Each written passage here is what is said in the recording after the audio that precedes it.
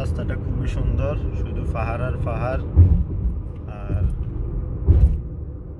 আমি এখন আবার পথে আছি, কিন্তু যাই পৌঁছাইতে আরো প্রায় 137 কিলোমিটার।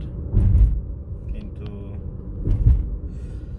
এই রাস্তায় বেশি জোরে গাড়ি চালানো যাচ্ছে না, 120 100 এরকম যাইতে হয়।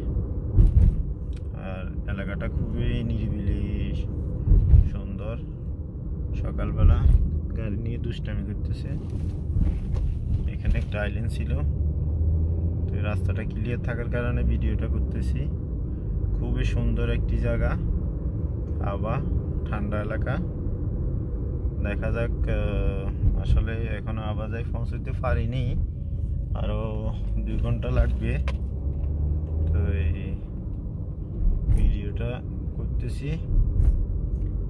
সুন্দর লাগলো, এলাকাটা খুবই সুন্দর এবং খুবই নিরিবিলি, কারণ এখানে কোনো বাড়িঘরও নাই, গাড়িও নাই।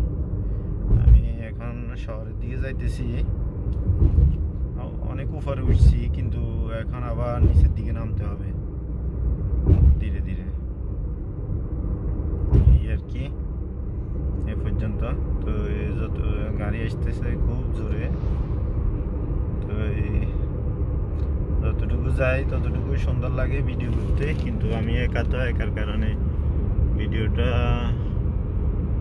আর রোডটা অনেক ঘুরতি।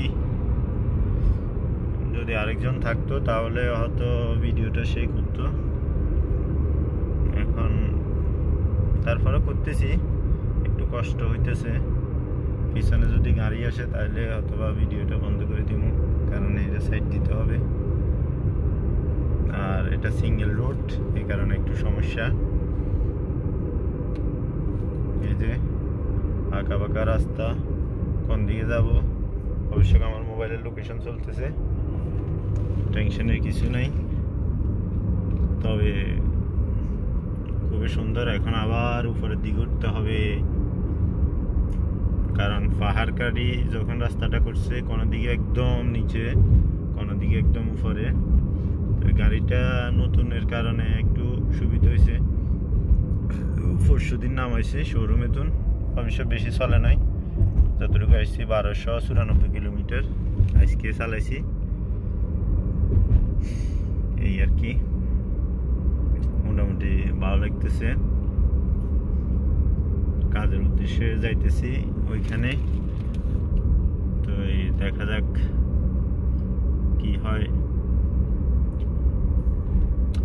দুইটা গাড়ি আসতেছে,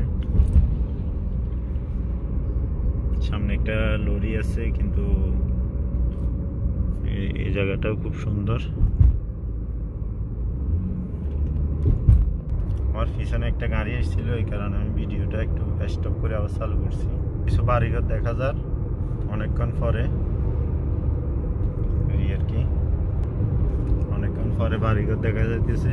টুকটাক, বেশি না, মাঝে মাঝে দেখা যায়, মাঝে মাঝে নাই, শুধু বড় বড় পাথর।